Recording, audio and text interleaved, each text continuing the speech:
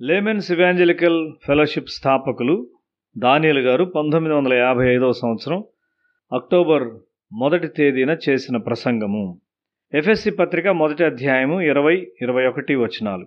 ఆయన బలాతిశయము చేత క్రీస్తును మృతుల్లో నుండి లేపి సమస్తమైన ఆధిపత్యము కంటెను, అధికారము కంటెను, శక్తి కంటెను, ప్రభుత్వము కంటెను ఈ యుగమున మాత్రమే గాక రాబో యుగమునందును పేరు పొందిన ప్రతి నామము కంటెను ఎంతో హెచ్చుగా పరలోకమునందు ఆయనను తన కుడి పార్శ్వమున కూర్చుండబెట్టుకొని ఉన్నాడు.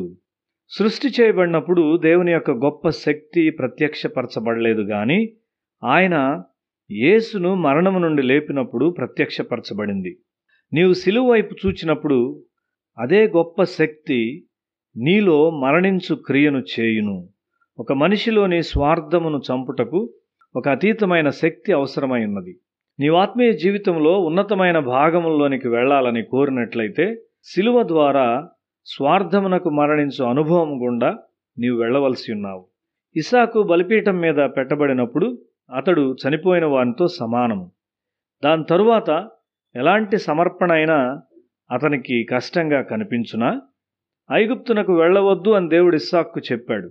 సరే ప్రభువా, నేను వెళ్ళను అని అతడు చెప్పాడు. ఇస్సాకు, నీ బావులకు సంబంధించిన వాటిని అన్యాయంగా తీసుకుని వారితో పోట్లాడవద్దు, అది నీ ప్రయాసయే కదా అని ఆలోచించకు అని దేవుడు చెప్పాడు. ఇస్సాకు బావులు వెళ్ళుటకు అనుమతించాడు. అతడు దాన్ని చేయుటకు కష్టమైనదిగా కనుగొనలేదు.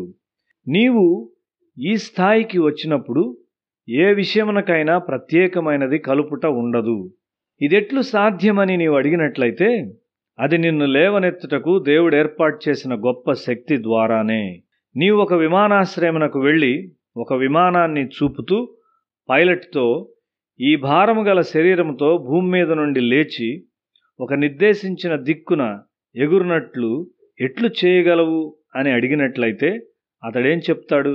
దానిని చేయునది నేను కాదు, విమానమును నిర్మించిన వారు అది లేచి నిర్దేశించిన దిశలో తిరుగునట్లుగా చేశారు అని చెప్తాడు. మన కొరకు శిలువ మీద తన కుమారుని బలియాగముగా ఏర్పాటు చేసిన దేవుడు మనము ఉన్నత స్థాయిలో ఒక సజీవ యాగము నర్పించుట సాధ్యపరుస్తూ మన కొరకు ఒక మార్గాన్ని ఏర్పాటు చేశాడు. ఆ సమతలమైన భాగములో జీవితము చాలా ఆనందంగా ఉంటుంది. నీవు మరణమునకు భయపడవు. ఇంక భయమునకు స్థలమెక్కడా? నిన్ను పిలిచిన దేవుడు నమ్మదగినవాడు.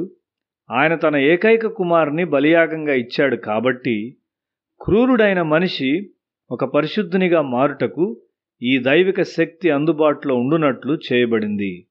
లోకము నుండి వేరుపరచబడుటకు వెదకు సాధువులు ఇండియాలో ఉన్నారు. వారికి వారు చాలా విషయాలను తిరస్కరించి మానవ నివాసమునకు దూరంగా అడవులకు వెళ్తారు. ఆ విధంగా వారు లోకపు ప్రేమ నుండి నిజమైన విడుదలను కనుగొనలేరు. వారికి పాపం మీద జయము లేదు మరియు పరిశుద్ధతను గూర్చిన భావన వారికి లేదు. ఒక సౌఖ్యమైన ఇంటిని తిరస్కరించి నీవు ఒక చెట్టు క్రింద నివసించవచ్చు. అయితే అదొక గొప్ప త్యాగము కాదు. స్వార్థమునకు చనిపోతూ ఒక పరిశుద్ధమైన జీవితం జీవించుట త్యాగమునకు సంబంధించిన ఒక నూతన స్థాయిని నిర్వచించును. అక్కడ నీవు అద్భుతమైన సాధించిన వాటిని కలిగి ఉంటావు. అక్కడ చనిపోయిన వారు లేచుట, కుష్ఠరోగులు శుద్ధులగుట, ఒక తుఫానును అణచుట నీకు లెక్కించదగినవిగా ఉండవు. ప్రభువు నీకు అప్పగించిన దాన్ని యథార్థముగా నమ్మకముగా చేయుము మరియు నీవు ఉన్న స్థలములోనే ఒక పరిశుద్ధ జీవితమును జీవించుము.